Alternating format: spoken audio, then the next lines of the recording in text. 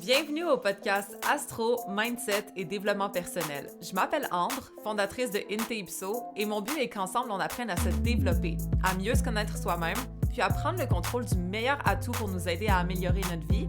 Vous l'avez deviné, notre mindset. Donc maintenant, laissez-moi vous montrer que toutes les réponses à vos questions existent déjà Inte-Ipso à l'intérieur de vous.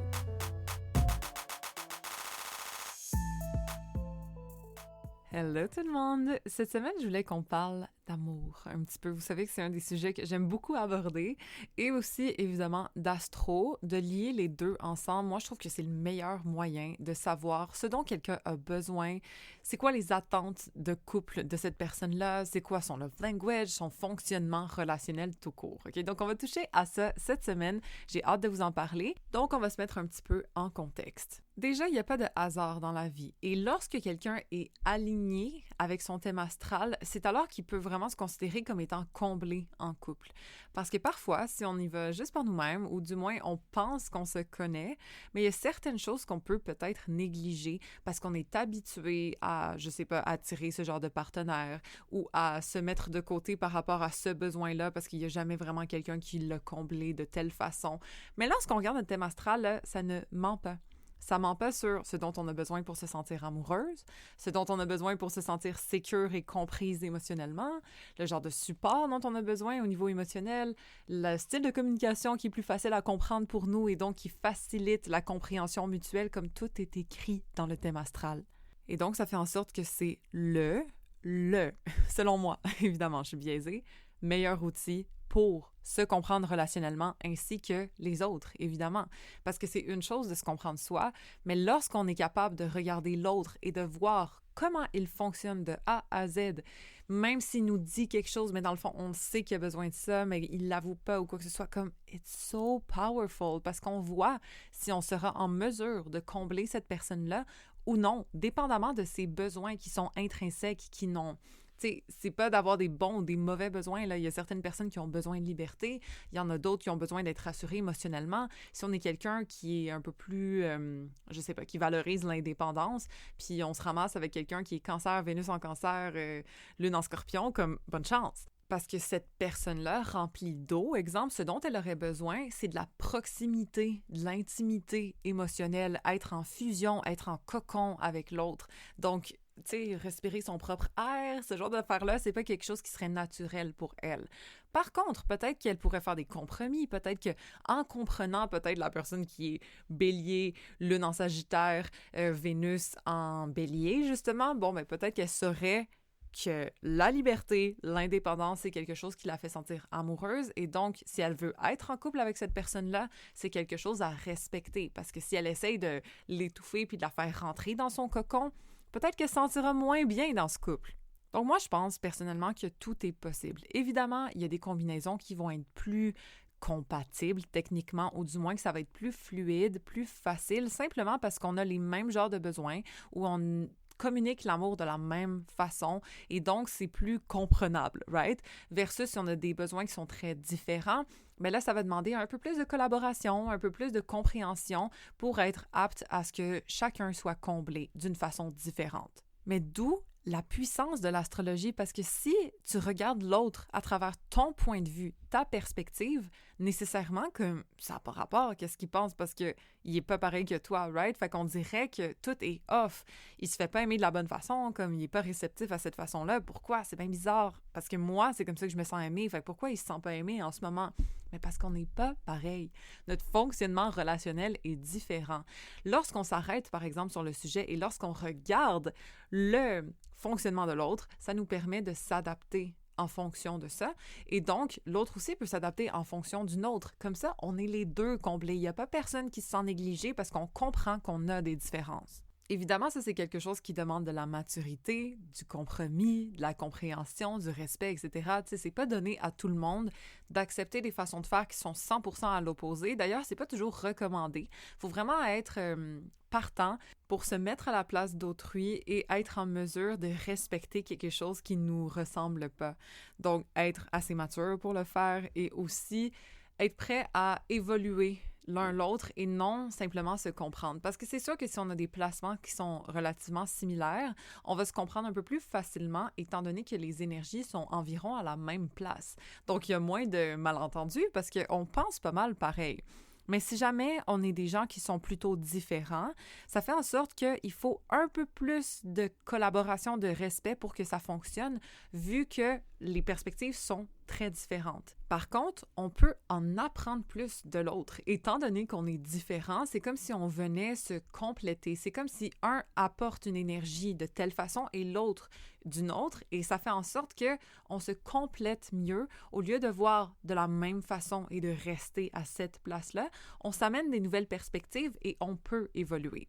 Mais évoluer, c'est beaucoup moins confortable que de rester pareil, right? Fait que ça dépend quel genre de relation on recherche. On veut-tu une relation confortable? On veut-tu une relation qui nous fait grandir? Des fois, il y a de la combinaison des deux. Évidemment, peut-être qu'on est similaire sur la façon dont on se ressent au niveau émotionnel, mais au niveau de notre love language, c'est différent. Donc, on va se faire évoluer là-dessus. Tu sais, il y a toujours un mélange des deux en général. C'est très rare que moi, je vois des couples qui sont 100% pareils ou 100% différents. D'habitude, c'est un petit mix des deux. Mais le fondement de tout ça, c'est vraiment l'esprit de collaboration. Parce qu'on a beau être 100% pareil, si on n'a pas envie de collaborer avec l'autre personne, ça ne marchera pas. Puis même si on est très différents, mais si on décide de collaborer ensemble, ça peut très bien fonctionner. Donc, le but d'un thème astral, là, c'est pas de comparer en mode « Ah, vous êtes compatible, vous n'êtes pas compatible. » Vous le savez, si vous êtes mes clientes, on a déjà eu un rendez-vous de 1 heure ensemble ou quoi que ce soit. C'est rare que je dis « Oh mon Dieu, ça ne marchera pas avec lui, là. » OK? Parce que moi, je peux pas voir votre libre arbitre, je peux pas voir si vous décidez de collaborer ou pas, je vois juste les affinités ou les différences. Donc, ça, on peut le faire ressortir, bien évidemment. Je peux dire, bon, mais ton chum, peut-être qu'il est plus acts of service, tu sais, peut-être qu'il fait tes impôts pour te montrer qu'il t'aime, puis bon, vu que t'es Vénus en Lion, on t'aimerait peut-être ça plus de la romance, des fleurs, des compliments, de l'admiration, si jamais tu te mets belle, puis comme il dit qu'il te trouve belle. Mais reste que, pour lui, son « je t'aime », c'est « check bébé, j'ai fait tes impôts ». Ça dépend, OK? Moi, je vais vous faire ressortir, en fait, ce qui existe chez la personne. Puis ensuite, c'est à vous de voir si ça vous convient ou non, mais je me prononcerai jamais sur la relation de quelqu'un parce que ça n'a même pas lieu d'être. Comme je suis qui, moi, pour dire si ça marchera ou pas, OK? Moi, d'ailleurs, en tant que personne, je déteste quand on se prononce sur mes choses. Fait que c'est quelque chose que je fais pas face à ma clientèle non plus parce que je respecte pas ça, les gens qui pensent qu'ils savent mieux que toi. Parce qu'on est libre de décider, right? Si on a envie d'être avec quelqu'un qui est différent de nous, ben OK, cool, on va sûrement apprendre de cette relation-là en même temps. Des fois, ça arrive qu'on est tellement différents qu'on peut juste pas s'amener ce qui est nécessaire pour se sentir comblé. Ça aussi, des fois, c'est quelque chose qu'il faut réaliser, mais c'est à soi de voir ça et non à quelqu'un d'autre de vous le dire. Fait que si jamais il y a, je sais pas, des astrologues ou des voyantes ou quoi que ce soit qui vous a dit « Ah oui, ça marchera pas » ou « ça va marcher », faut vraiment faire attention avec ça. Donc, c'est pour ça que, perso, je préfère l'astrologie d'une façon objective. En mode, je vais regarder la personne et je vais déterminer si je suis apte à remplir les attentes romantiques de cette personne-là. Exemple, OK? Est-ce que, pour moi, c'est faisable ou je sens que ça me dénaturerait trop, que vraiment ça irait à l'encontre de la personne que je suis? Ça, c'est des bonnes questions à poser versus comme, ah, on est-tu compatible ou pas? Donc, ce que je fais en rendez-vous de 1 heure, exemple, c'est que je vais regarder la personne puis je vais dire, cette personne-là, elle a besoin de ça, elle se ressent de telle façon, elle communique de telle façon. Après, c'est à toi de voir si ça te convient. Mais je fais ressortir la personne et non la compatibilité. Donc, des fois, ici, oui, il va y avoir des affinités, puis on va en parler, puis il va y avoir des challenges, puis on va en parler. C'est comme ça qu'on fonctionne en synastrie, exemple. Mais reste que c'est pas à moi de me prononcer. Puis, techniquement, même en regardant le thème astral de quelqu'un, c'est à nous de voir si on est apte justement à répondre à ces attentes-là et si on pense que la personne, étant comme elle est, va être capable de répondre à nos besoins aussi.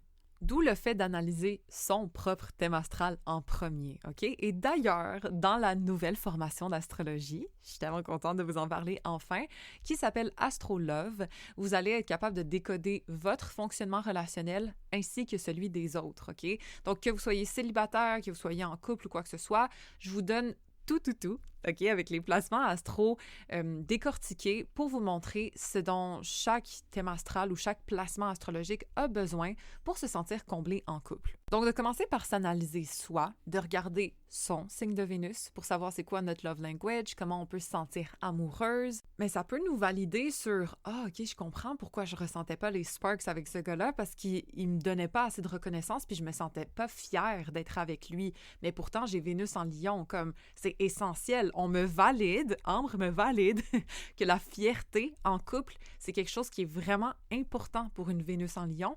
Elle a besoin de se sentir fière de son partenaire et que son partenaire se sente fier d'être avec elle aussi. C'est pas un caprice, c'est pas quelque chose de trop, c'est vraiment sincèrement, si Vénus en Lion veut se sentir amoureuse, il faut que la fierté soit là. Fait que si elle ne l'est pas, techniquement, elle va sentir moins là, les papillons dans le ventre. C'est juste normal. Versus une Vénus en Capricorne, c'est la fiabilité qui va faire qu'elle se sent aimée ou non. Si son partenaire tient ses paroles, s'il dit qu'il va faire quelque chose qu'elle n'ait pas besoin de lui redemander comme vraiment ça, elle va se sentir amoureuse si son chum fait ce qu'il dit qu'il allait faire. Exemple, les Vénus en signe de terre, c'est souvent comme ça. Bref, on a des choses qui sont différentes, on a des besoins qui sont différents et des fois, de s'attarder dessus, ça nous valide, en fait. On se sent pas folle d'avoir eu ces besoins-là parce que des fois, c'est difficile là, de se sentir comme 100% assumé dans nos choix quand il y a une relation qui n'a pas fonctionné, exemple, parce qu'on se sentait pas comblé, on se sentait pas comprise, mais lorsqu'on se regarde notre thème astral puis ça nous valide qu'on n'avait pas tort, mais c'est comme, OK, il me semblait aussi que ça marchait juste pas. C'est pas moi le problème. C'est littéralement mes besoins n'étaient pas comblés. Puis peut-être si on regarde le thème astral de l'autre personne, ben moi, je remplissais pas ses besoins non plus. Exemple. Meilleur exemple, moi, mon ex avait Vénus en Gémeaux. Mais pour vrai, là, il aimait une femme qui était rationnelle, logique, avec qui il pouvait discuter sans arrêt et tout. C'est pas ma vibe à moi. Donc, techniquement, il était pas amoureux tant que ça, ou il aurait aimé que je sois de même pour l'être plus. Moi, je suis quelqu'un de vraiment émotif, je suis quelqu'un qui est très proche au niveau émotionnel. J'aime beaucoup comme ce côté-là nurturing, de douceur. Je vais rassurer la personne, c'est ça comment je suis naturellement. Mais cette personne-là n'était pas en mesure comment je peux dire, d'honorer qui j'étais vraiment versus mon chum qui adore ce fait-là chez moi, qui raffole de ma douceur, de mon empathie, etc. Okay? Lui, il a Vénus en Vierge, mon chum, donc toutes les petites attentions que je fais dans le quotidien, les petits côtés serviables de moi qui se rappellent de détails et tout, il aime ça, OK? Mais reste qu'il est ascendant Cancer, c'est entre autres pour ça que la douceur, l'empathie, c'est quelque chose qui lui parle vraiment. Mais bref, Vénus en Gémeaux, ça aime pas nécessairement une femme qui va être émotionnelle, ça va plutôt aimer une femme qui va être intellectuelle. Ce qui est pas tant mon cas, comme, tu sais, je me considère pas comme quelqu'un de stupide, là, OK? Mais c'est plus que moi, la réflexion, puis rebondir sur les idées, puis vraiment comme discuter pendant des heures, ça m'intéresse pas tant. Puis pour d'autres personnes, ça va être le cas. Pour d'autres personnes, ils vont adorer justement comme discuter, puis vraiment connecter mentalement avec l'autre. Comme moi, je veux connecter avec tes émotions, avec ton âme, comme I'm a Scorpio. Okay? Et donc, c'est pas pareil. Tout ça pour dire que, en plus, il était descendant Gémeaux, bref. Tout ça pour dire que lui, c'était avec sa tête qui se liait avec l'autre, puis moi, c'est pas nécessairement ma vibe. Et donc, est-ce que j'aurais pu... Je l'ai compris, right? Puis j'ai essayé de mon mieux de le faire, mais je me suis dénaturée à travers tout ça. Ça me correspondait pas au final. Par contre, de le savoir qu'il y a Vénus en Gémeaux, mais j'étais quelqu'un qui l'écoutait beaucoup parce que je savais que de se faire écouter, justement, c'était quelque chose qui faisait sentir l'autre amoureux, right? Donc, moi, je suis capable d'avoir une écoute, mais de jaser, de discuter pendant des heures, je suis pas comme ça.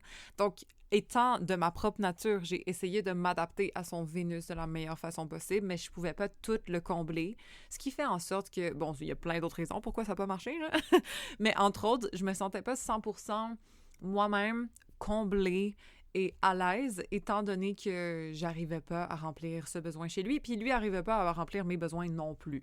Reste que mon conjoint, mon chum, en ce moment, a pas nécessairement le thème astral le plus compatible avec moi. En passant, OK, si ça peut vous rassurer, c'est pas obligé d'être toujours comme « Oh my God, Vénus, conjoint Lune, puis Soleil, Trigone, Vénus, tout ce que vous voulez. » Comme c'est pas obligé d'être toujours comme ça. Reste que on se rejoint énormément sur nos valeurs et comment on fonctionne, même si c'est pas 100% parfait au niveau de notre synastrie. Donc, j'ai sorti beaucoup avec des gens qui n'avaient pas un thème astral parfait pour moi. Vous comprenez? Comme je classe pas les gens de cette façon-là. La seule chose, c'est que sachant qu'une autre personne va être différente de soi, il faut y aller avec beaucoup de respect et d'empathie. Chose que mon chum a énormément et chose que j'ai aussi. La seule chose, c'est que mon ex, exemple, avait pas vraiment d'empathie et avait pas vraiment de respect non plus, ce qui faisait en sorte que même si on était différents, ça n'a pas fonctionné. Et versus mon chum, on est très différents, mais ça fonctionne. Grâce à l'empathie, la collaboration, la paix et le respect mutuel. Fait que je vous le dis, l'astro n'est pas censé condamner deux personnes à être ensemble. Parce que moi, je connais des couples qui fonctionnent très bien et pourtant leur thème astral n'est pas 100% compatible. Mais justement, c'est des gens qui sont tournés l'un vers l'autre. C'est des gens qui se mettent à la place de leur partenaire. C'est des gens qui sont prêts à collaborer et ça paraît. Versus, j'ai déjà vu des clientes, exemple, qui avaient un thème astral tellement compatible avec le gars, puis elle me dit « Ah, mais il m'a trompé parce que telle chose. » Donc, libre arbitre encore, OK? Même si on est pareil, même si, wow, ça pourrait fonctionner super bien, mais il y a toujours le libre arbitre qui joue un rôle comme numéro 1 à l'union. Donc, il faut juste s'en rappeler pour justement pas se réjouir trop, mais pas condamner non plus une relation. C'est vraiment, on doit apprendre ce qu'on doit apprendre de toute façon. Je croirais toujours ça dans la vie. Je pense pas qu'on va classer les gens selon leur thème astral, mais je pense que de le connaître et de savoir comment il fonctionne, mais c'est tellement un bel outil à avoir pour être en mesure de faire fonctionner les choses de la meilleure façon possible à la hauteur de nos aptitudes.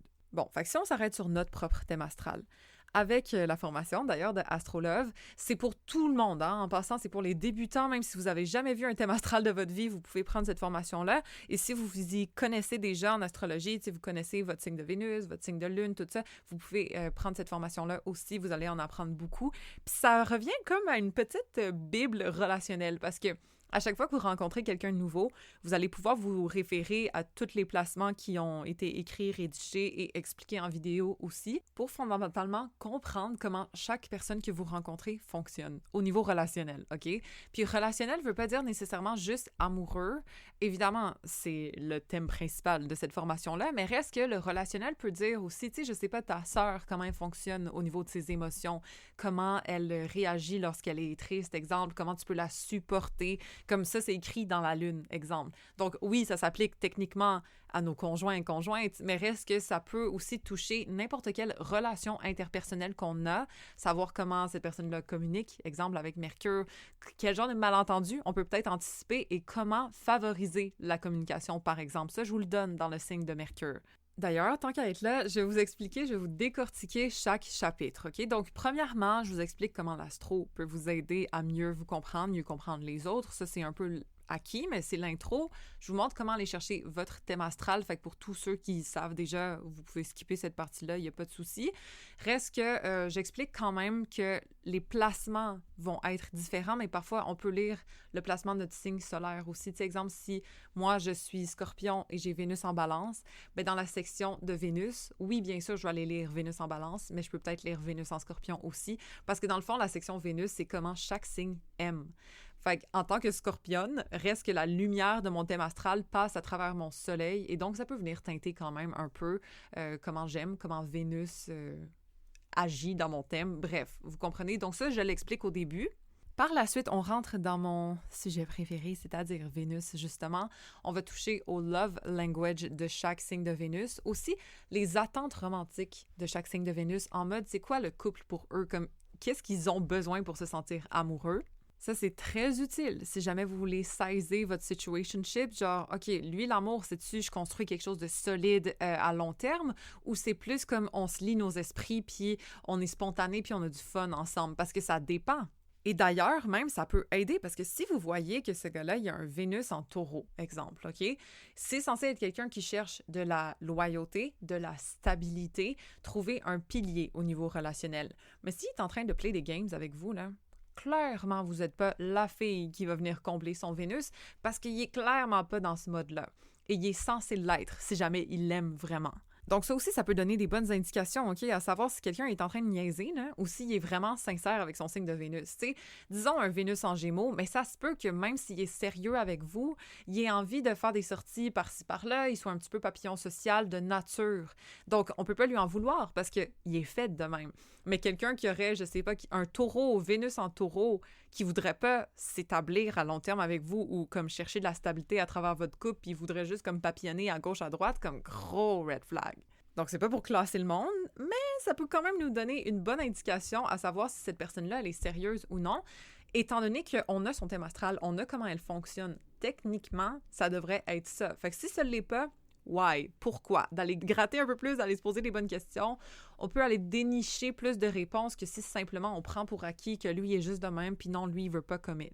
En passant, c'est sûr que ça va aller plus loin que juste le signe de Vénus. On s'entend s'il y a Vénus en Taureau, mais c'est en carré à Uranus en Verseau, ben il serait peut-être partagé entre son besoin de stabilité et aussi sa quête de liberté, de faire les choses à sa façon, puis juste comme d'être indépendant, OK? C'est pour ça que des fois, un rendez-vous de 1 heure, ça peut aider aussi pour qu'on aille creuser là-dedans.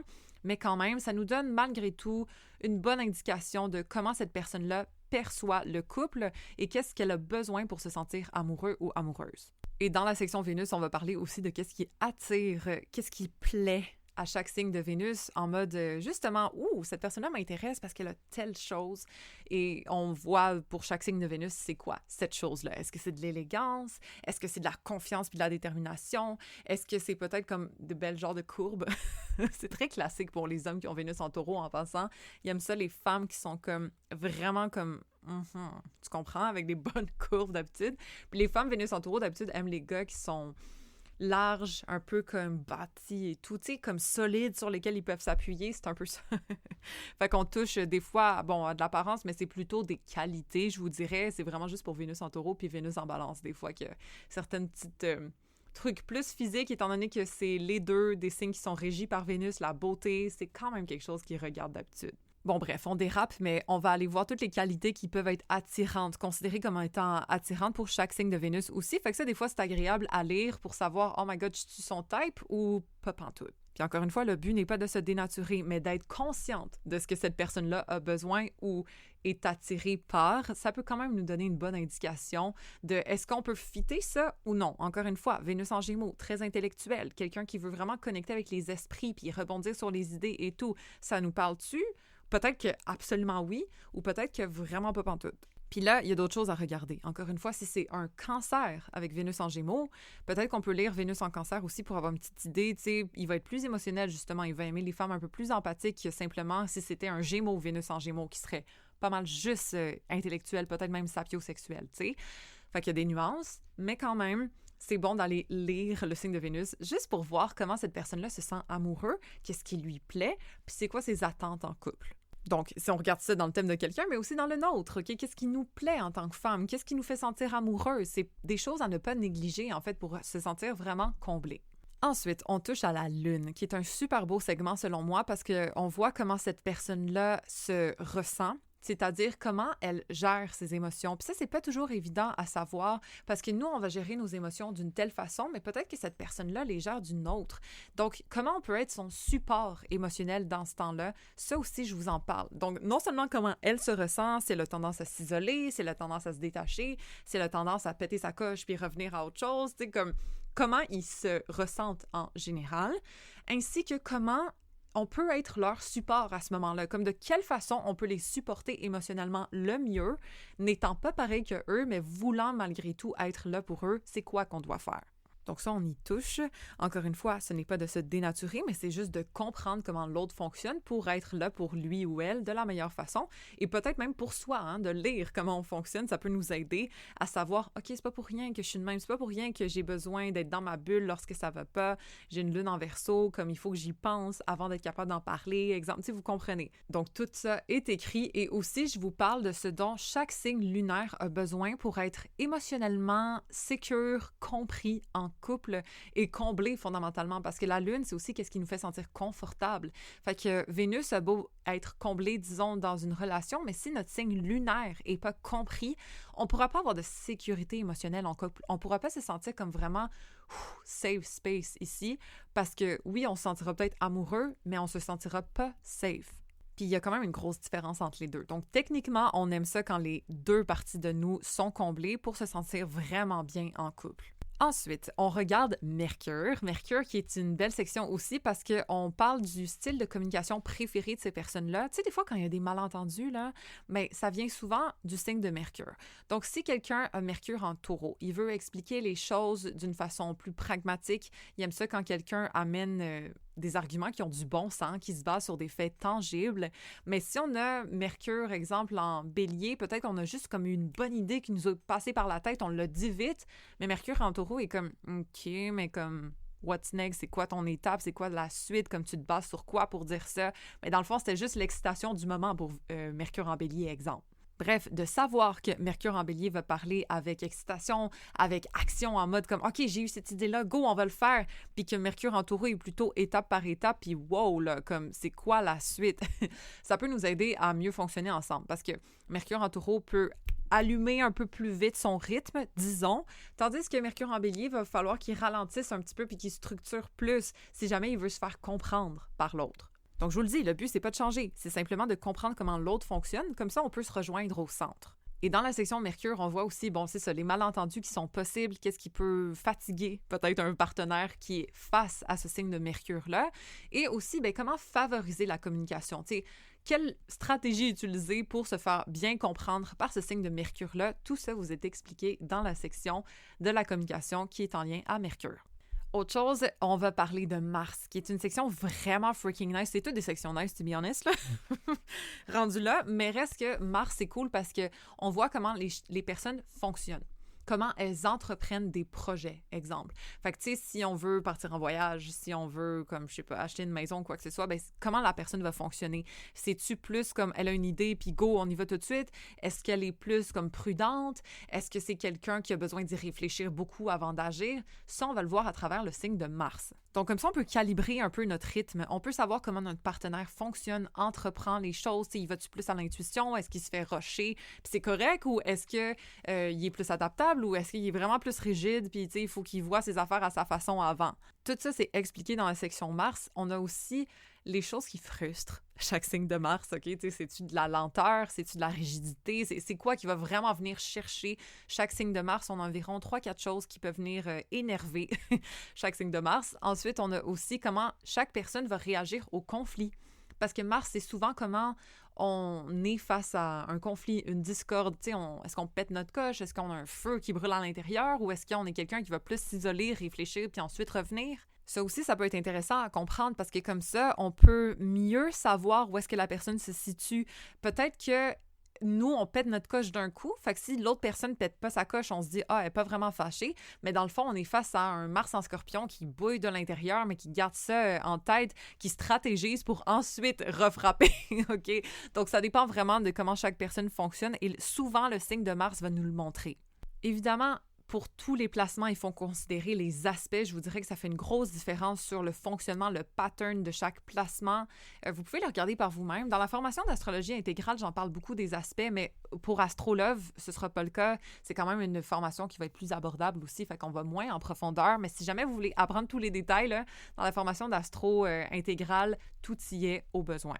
Bon, donc comment on réagit au conflit et aussi qu'est-ce qui nous attire? Ouais, ça, c'est la dernière section de Mars. Qu'est-ce qui vient nous turn on un petit peu? Évidemment, il y a des podcasts là-dessus en entier, là. OK? Vous avez beaucoup d'épisodes sur qu'est-ce qui vient allumer sexuellement les signes de Mars. Après, là, dans la formation Astrolove, ça va plus être qu'est-ce qui nous attire. En mode genre, quelqu'un qui est entreprenant, ben Mars en Bélier va vraiment aimer ça. Exemple, quelqu'un qui est full rigoureux puis qui se perfectionne, Mars en Vierge va adorer. Tu sais, ce genre d'affaires-là, là, on en parle. Et finalement, on discute de Junon, qui est l'astéroïde du partenaire idéal, techniquement en astrologie, ce qui nous montre en fait les qualités qu'on devrait chercher, dépendamment de notre signe de Junon, pour avoir une union à long terme. Donc, Vénus va nous montrer qu'est-ce qui nous plaît, disons, sur le moment, tandis que Junon va nous montrer les qualités qui nous font rester dans un couple. Donc, ça peut être intéressant à regarder aussi. Ça, c'est une section qui a déjà lieu dans la formation d'astrologie intégrale, mais quand même, je vous le donne en extra. D'ailleurs, pour tous ceux qui ont déjà pris la formation d'astrologie intégrale, Diem et moi, je vais vous donner un rabais, OK, spécial pour vous, parce que comme ça, vous allez pouvoir en profiter. Tu sais, je veux dire, vous êtes des all-in, vous avez pris la formation intégrale, vous méritez un rabais. Donc, écrivez-le moi au besoin. Comme ça, je vais vous donner une bonne portion off. Grâce à ça, comme ça ajoute sur vos connaissances qui sont déjà existantes. Et finalement, la dernière section, ça va être la section du descendant. Quelque chose qui est rarement abordé, je trouve, mais quand même, ça peut être intéressant de jeter un coup d'œil au signe du descendant de quelqu'un. Comme ça nous montre son approche relationnelle. Le descendant, c'est soit comment on est en couple ou c'est soit qu'est-ce qu'on cherche en couple. C'est soit l'un, soit l'autre. Des fois, c'est les deux en même temps. Fait que ça peut être intéressant à regarder. Par contre, il faut l'heure de naissance de la personne. c'est pas toujours évident à avoir. Pour tous les autres placements, vous pouvez pratiquement les avoir sans l'heure de naissance, mais seulement avec la date.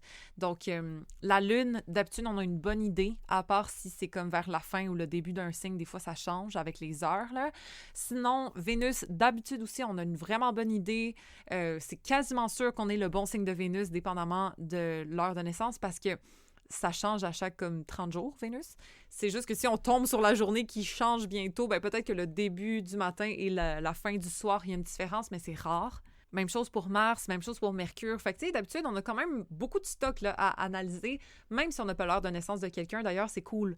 Ça va être utile même pour ces personnes-là, ces liens-là dans votre vie. Ceux que vous n'avez pas l'heure de naissance, vous allez quand même pouvoir utiliser cette formation-là. Fait que c'est vraiment nice. Donc, c'est pas mal ça, les sujets qu'on va aborder. Ça reste les plus importants, selon moi, à regarder au niveau relationnel pour bien s'entendre. Encore une fois, l'ascendant, oui, ça dit plein d'affaires qu'on ne va pas toucher.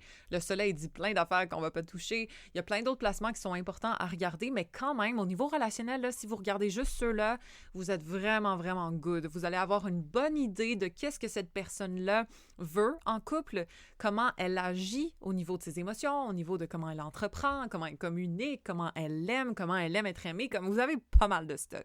Fait que si vous en voulez plus, bien sûr, vous savez où aller, rendez-vous de 1 heure, formation d'astrologie intégrale, 15 minutes, tout ça, mais reste que ça vous donne un bon outil, une bonne petite bible d'astro pour être capable de regarder chaque nouvelle personne comme dès que vous le voulez, au lieu de prendre une consultation de 15 minutes avec moi à chaque nouveau gars que vous rencontrez, là, parce que j'en ai des clientes qui sont comme ça, mais là, vous allez pouvoir le faire par vous-même. Fait que c'est quand même vraiment nice parce que non seulement vous apprenez l'astro, mais en plus, vous avez comme des consultations que vous pouvez faire par vous-même pour voir la compatibilité ou pour voir comment cette personne-là fonctionne au niveau amoureux. Vous avez comme plus besoin de moi, là, at this point.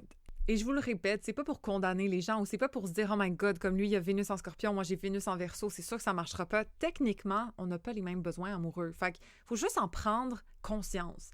De prendre ça en considération, ça va nous aider à savoir si ça nous correspond vraiment ou pas. Parce que ça se peut aussi que ce Vénus en Scorpion-là, ben, il soit Sagittaire. Déjà, ce serait quelqu'un qui respecterait un peu plus l'indépendance, OK? Ça se peut aussi qu'il soit, je sais pas, qu'il y ait une lune en Verseau. Oh my God, OK, bon, parfait. Fait que lui aussi, il a besoin de respirer son propre air. C'est juste que des fois, il aime ça être en fusion avec Vénus en Scorpion, OK? Il y a beaucoup de nuances. Il faut prendre tout en considération avant de classer quelqu'un. Puis de toute façon, moi, j'ai comme l'impression qu'il faut qu'on s'essaye. Il faut qu'on voit si ça marche vraiment avec quelqu'un ou non. C'est juste que l'astro peut nous donner des indications pour avancer d'une façon consciente, disons, dans ces relations-là. Donc, ça veut pas dire qu'on condamne. Je veux vraiment pas que vous gardez ça dans votre tête en mode genre « Ah, mais ça marchera pas parce que lui, il a Vénus en Bélier, puis il a besoin d'action, puis moi, j'ai Vénus en Poisson, fait que j'ai besoin de romance, puis c'est ça. » Comme, il y a beaucoup de combinaisons, là. Puis, littéralement, je pense que la maturité, le libre arbitre, la collaboration, c'est ce qui prime. Mais quand même, ça nous donne des indications sur c'est quoi les attentes relationnelles de cette personne-là, comment elle se ressent, comment je peux être son support, comment je peux bien communiquer avec elle ou lui, etc. Donc, j'espère que ça va être un bel outil pour vous. Je suis tellement contente de vous mettre ça au grand jour. Ça fait un bon bout que je travaille là-dessus. C'est quelque chose qui a été très demandé aussi. Donc, en espérant que c'est à la hauteur de vos attentes, j'essaie toujours de faire de mon mieux pour vous combler là-dessus, justement, hein, avec ma nature très dévotionnelle, là, qui se voit dans mon thème astral d'ailleurs. Donc, c'est tellement le fun de connaître l'astrologie. Sérieux, je vous le conseille. Puis, ben, j'espère que vous avez aimé cet épisode-là. Et on se rejoint la semaine prochaine dans un nouvel épisode. Rappelez-vous que toutes les réponses existent déjà in peepso à l'intérieur de vous.